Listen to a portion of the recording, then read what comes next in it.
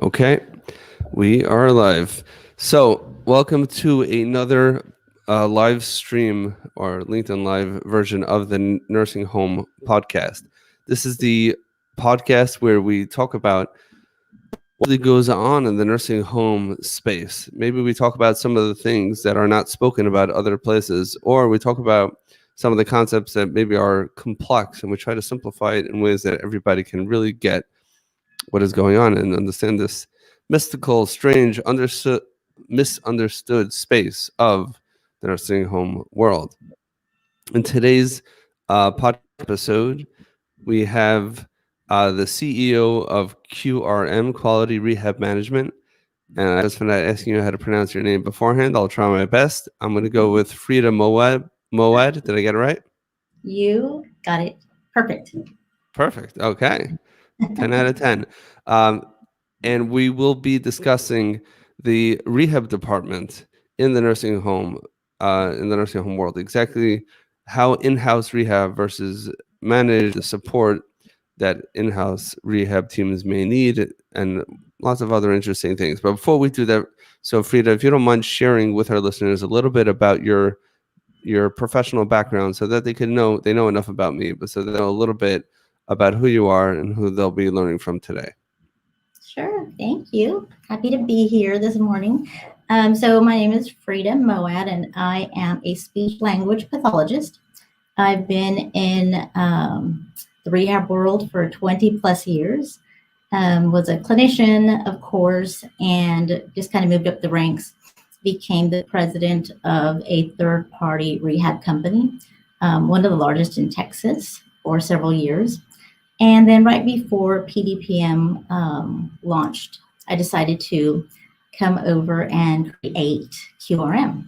And what we do, of course, is manage rehab departments for facilities. We convert them to in-house, and we take care of all the kind of pain points for them.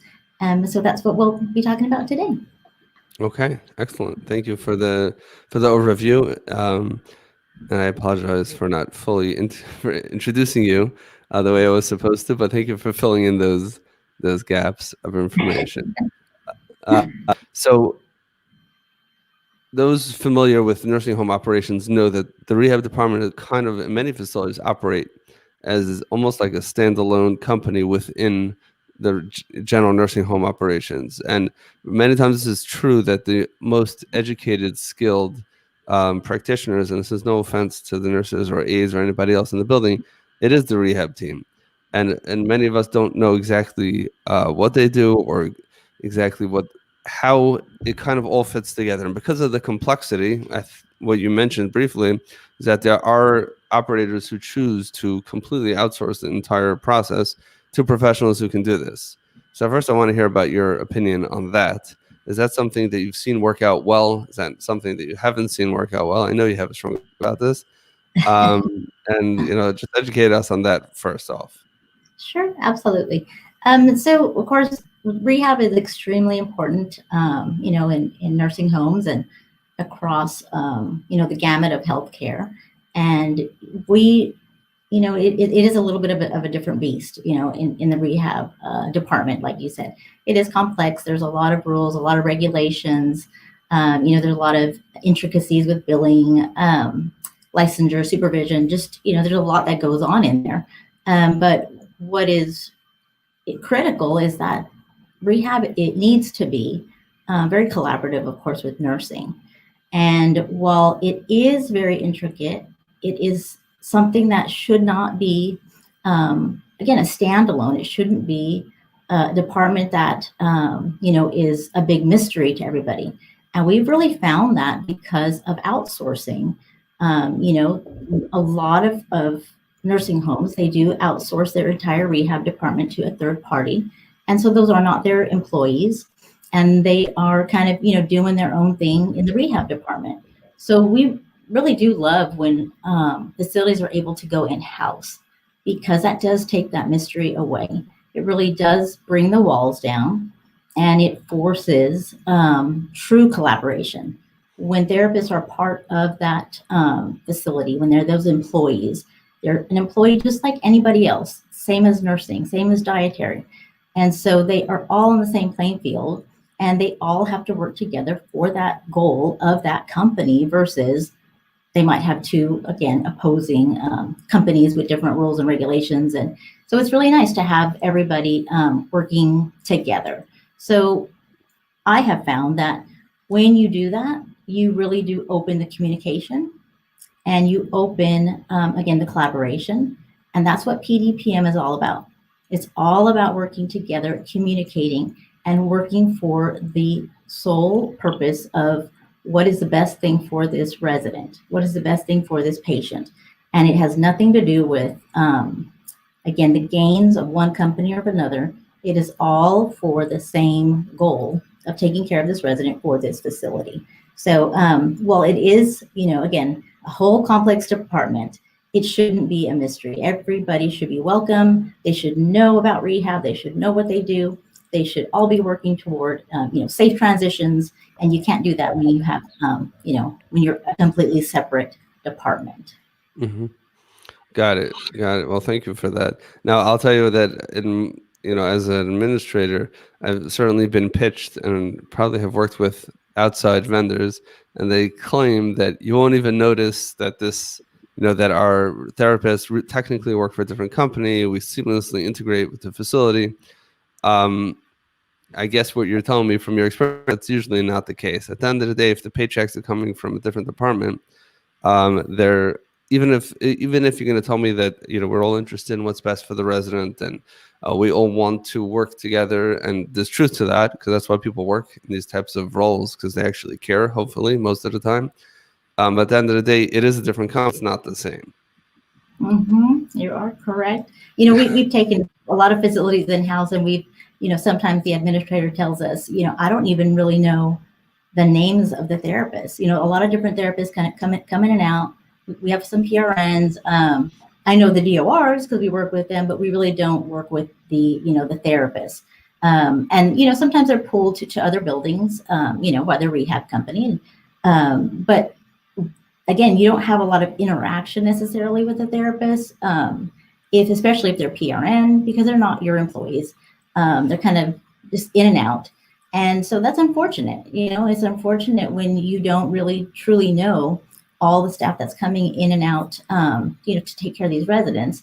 So I just find it much more collaborative and everybody becomes intertwined. Everybody knows each other. When that team is really answering to the admin, again, they all know each other. They start learning, about their families. Everybody has a vested interest in each other. And these therapists no longer become, contract employees. Why would you really forge that bond with a contract employee sometimes? You want to do that with your own family, and that's what they become. Got it. So if I have a nursing home and I'm managing a nursing home, so I'm convinced, let's assume I'm convinced from your argument that in-house is better than outsourcing it for all the reasons that you just mentioned. What is the risk of trying to do that ourselves, as opposed to bringing in outside experts to help oversee the process and ensure that it's successful? Mm-hmm. Well, pretty much, there's two big things. One is going to be, of course, financial. A lot of people think, oh, well, if I cut out that, management fee, it's going to really save me money. But, are you really, especially in admin, do you really have that time and expertise to, so all the billing intricacies? Do you know about, again, the productivity? And it's unfortunate because productivity is such a big driver, for therapists. So we really like to look at it as efficiency. So when we come in, we're looking at how can you be efficient? How can you be effective? Versus, it's all about the productivity. But if you're not watching that, that can easily get out of hand. So that's probably the biggest thing is, you're going to definitely save money going in-house. But if you're not watching that efficiency and making sure those therapists, their time is filled with billable time, then that cost is really going to escalate and get out of hand. The other thing, of course, is compliance and, clinical. Do you have the clinical expertise to help these therapists? We're coming in not as the hammer, we're coming in as support. So do you have that level of knowledge and, clinical expertise to help your therapist, to make sure that they're up to date on the latest and greatest, to kind of look at documentation and look at goals to make sure that they're functional.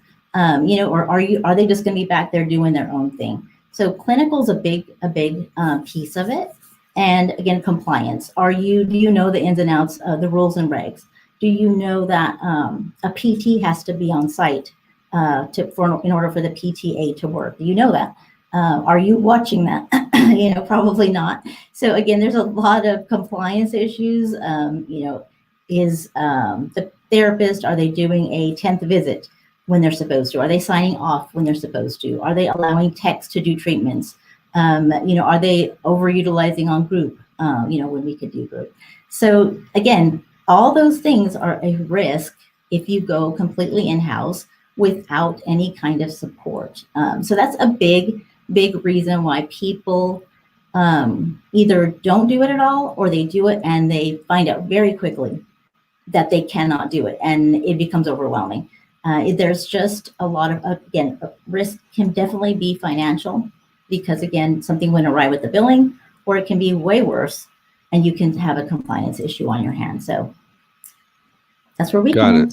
Got it. So basically, for me to summarize, is that if you're going to do it completely with an outsourced company, you're going to be missing. Obviously, you have the expense of paying a management company, and the actual product is not going to be the same because they're an outside company. And as much as the best companies, and some of them do a great job at this, but at the end of the day, they're an outside company, and it's just not the same. Doing it in-house without that oversight, even if you hire a great rehab manager, it's still not going. There's still going to be money left on the table, inefficiencies in productivity, which is also a financial concern. But then as well, you also have the compliance and the clinical aspects as well. So even though you have those advantages, so you're saying the perfect medium is having it in-house. You have all those advantages, but yet having the oversight. Now, some companies think that maybe in the building level, I don't have that oversight.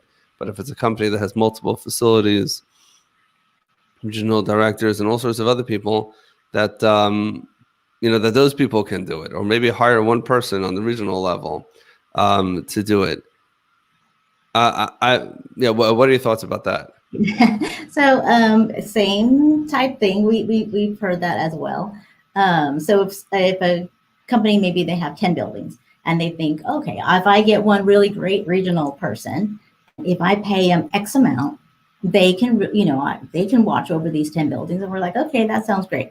Let's take into account the cost of the software that you're going to have to pay, and the cost of the PDPM analytic that you're going to have to pay for. And then you probably still need some sort of recruiting. Let's not forget recruiting. So you need a recruiter. You need to pay the fees to post jobs. Then you have to, again, clinical. Does your regional, are they really going to be able to do complete oversight for 10 buildings and make sure that the clinical programming is okay? And are they able to speak to PT, OT, and ST? So if you hire a fantastic regional who's a PT, are they really going to be able to, lead and direct speech? Maybe, maybe not. You have, again, your billing intricacies. You have the customization of the software. You have your exporting. Again, I can go on and on and on and on. It is a huge job for one person. It's not realistic at all that one person is going to be able to manage every aspect of the facility. Not even, we haven't even touched on, your long-term care programming, your CMI, again, your safe discharges, the list is forever. So then you go, okay, well then I'll add a clinical person on top of that. Well then, okay, I probably need to add, so now you have recruiting, you have a regional, you have a clinical person, so when you do the math, it's too expensive. Again, inefficient. And what if your regional is sick? What if they go out? Who now is in charge? Who is, again, watching over? So that's sure.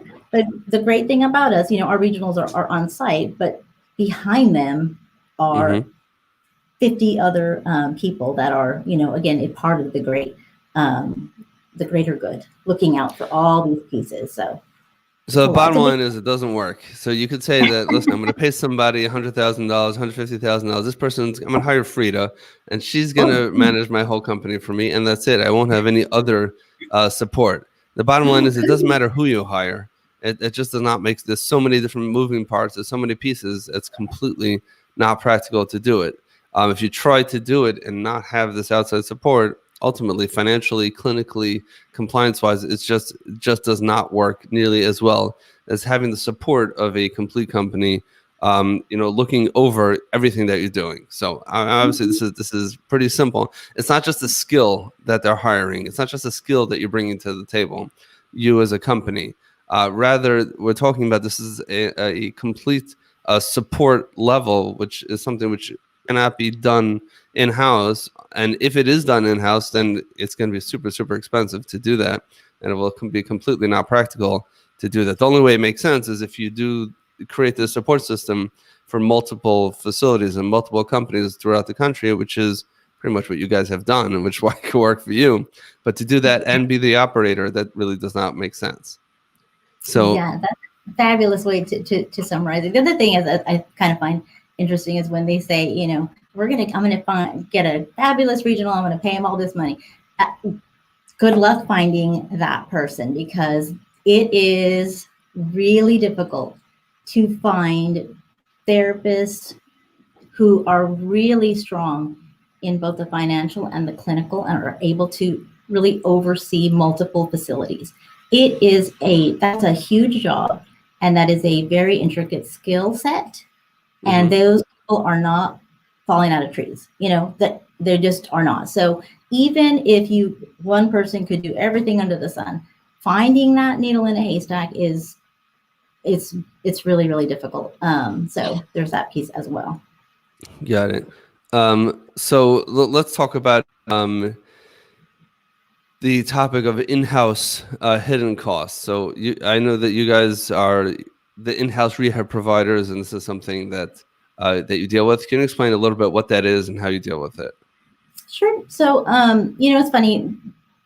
It's really never been a topic of discussion, I don't think, in the industry as far as in-house versus outsourcing. I mean, as far as just the basic, if you go in-house, it's going to be cheaper. That's kind of a no-brainer. Then you have all these other things that we talked about, right? You have other costs. And what could be some costs if you're going to go in-house?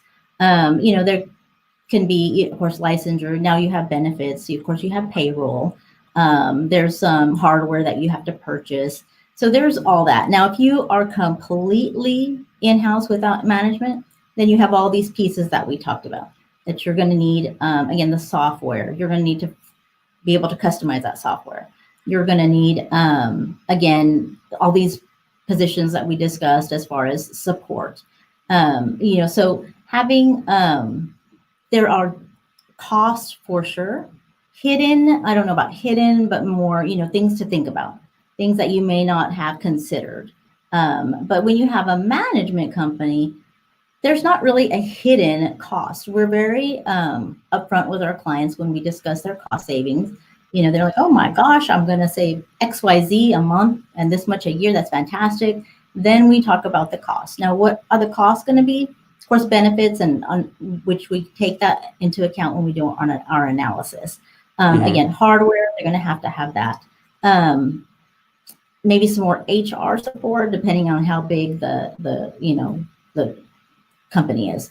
But other than that, there's not really a lot of hidden costs when you have a management company. And for us, we have to be completely transparent.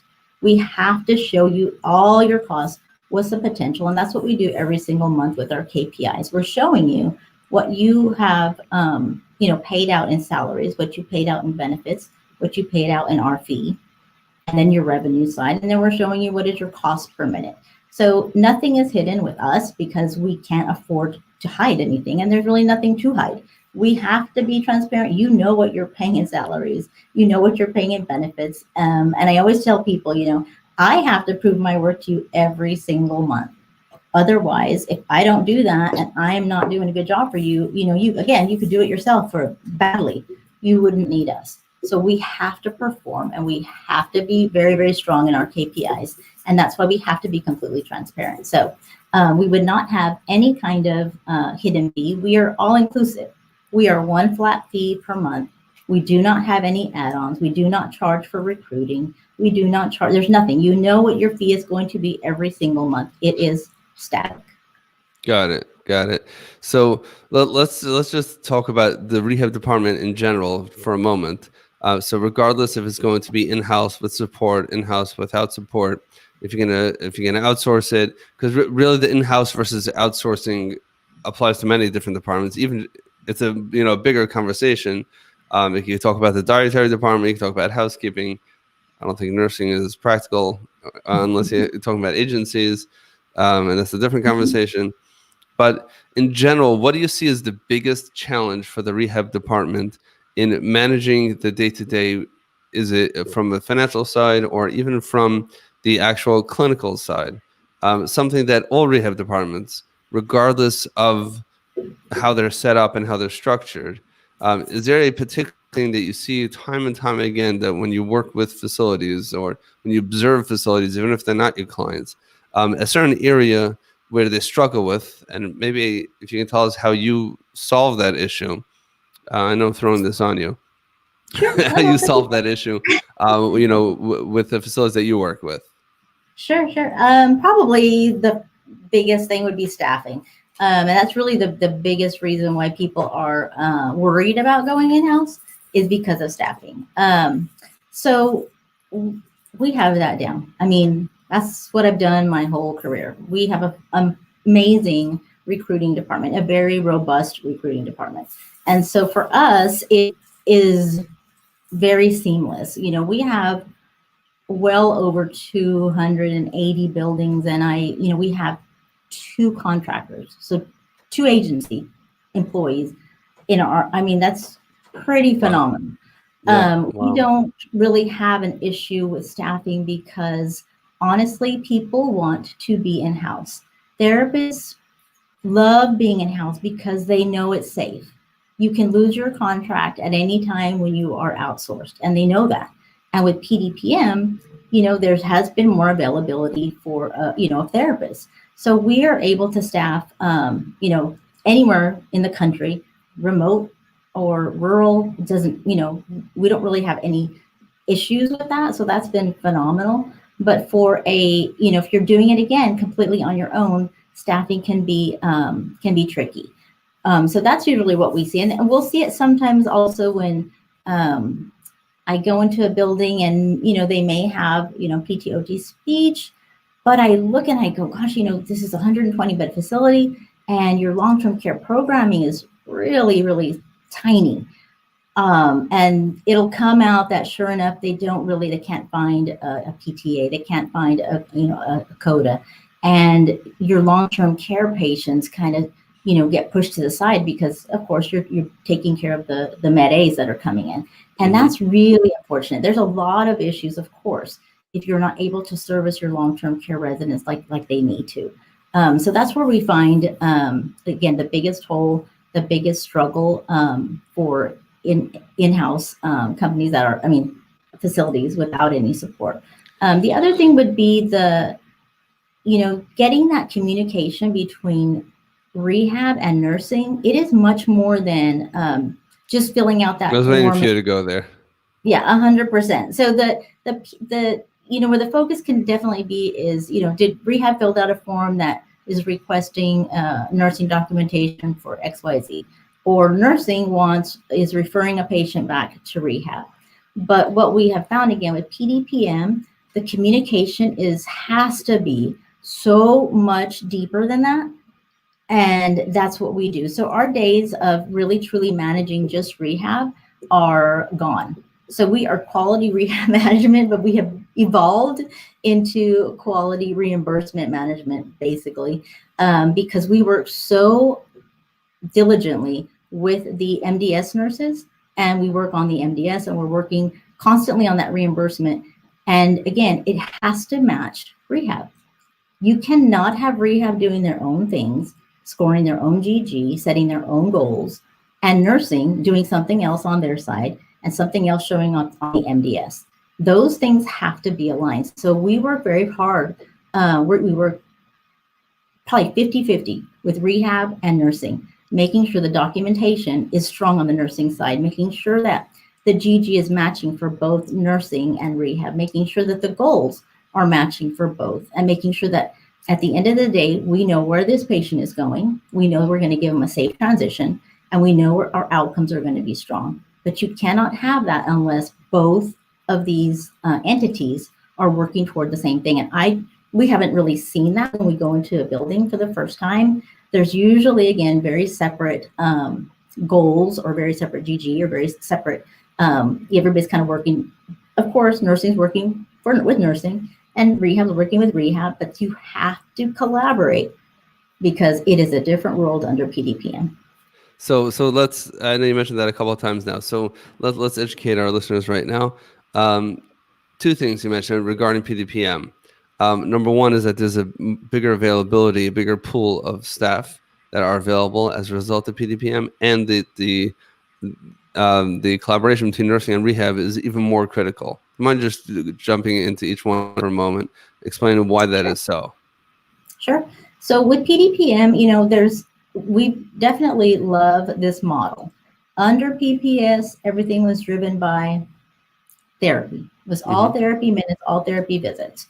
Again, if you're going to just be very simple, under PDPM, that is not the case, right? It's all driven by diagnosis and, PT, OT, ST, nursing, NT components. It's all, reimbursement is based on what the patient is presenting with, what the patient and, diagnosis of the patient. So it's very, very different on how that reimbursement works.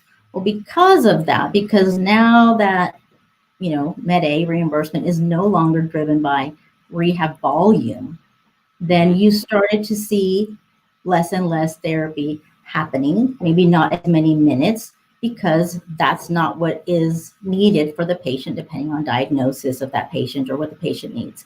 Now, again, that's something CMS is watching, and you cannot have this huge drop, but we saw it. Definitely. And so again, there was more availability. Wait one second. What's wrong if they see a huge drop? Because there was a limit back under PPS to get the highest payment, you had to deliver 720 minutes a week.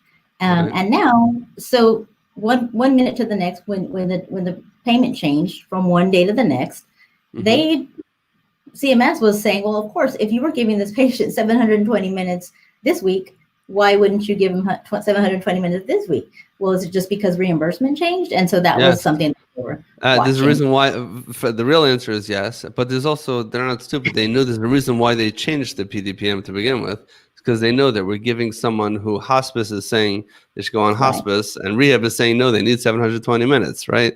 And obviously that's a problem. So, but I guess it can be so obvious. Right. So at the end of the day, you should always do what the patient needs, right?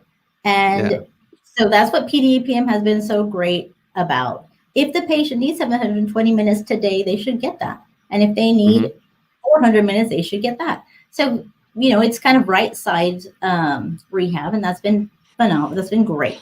But doing that, of course, now you have some therapists that are like, oh, we're overstaffed and you don't need as many therapists. Now, there was the original thought at the very beginning of PDPM that it was going to completely slash rehab, and it was going to be, it was not going to be pretty. So again, that was another reason why I really felt strongly about creating this company, because I'm a therapist and I don't want to see that there's a complete slash of therapy just because of reimbursement. And now my, industry is not looked at as something that is a need anymore. And so to preserve that, I really felt strongly that, as some operators were saying, oh gosh, we're only going to give 100 minutes a week. I don't want to see that. That's not the best thing for the residents, and that's not the best thing for, our industry. We want to uphold that. So we want to make sure we're just doing the right thing. We don't want to, over deliver where it's not necessary. We don't want to under deliver. Everything shouldn't be based, again, on completely on that, reimbursement on side money. of things. We're going to do the right thing, right? I mean, you have to be fiscally responsible. You have to. That's why managed care companies exist. They dictate how many minutes. They dictate that length of stay. Correct. Of course, we have to be of value, but you want to always keep that, in the forefront of your mind and be able to do the right thing. Um, Right. so, so that, again, so therapists did become more available. It has not been, where there's complete layoffs everywhere and therapists are just, begging for jobs. It's not like that. You can't find, therapists that easily. You still have to recruit. You still have to vet. You still, you want to make sure you have strong, good therapists. You want to be able to take the new ones and give them real, true support so they're going to Hmm. be mentored. So again, there's a lot that went into that, and again, so that is why therapists are a little bit more available today. But in our rural areas, they're still tricky. What They're not about again. I'm sorry. What about Was the it? collaboration with nursing? How is that? It's always been a challenge, and it's always been that friction between, especially when rehab was outsourced. It's like we're the professionals coming in, and you, the nurses, better listen to us. And the nurses we're the ones who know the patients. You just come in for a little bit. You better listen to us. And obviously that was always a challenge. But why is that even more critical now with PDPM? It is so. Oh my goodness! Just because it is about kind of that recipe for that patient.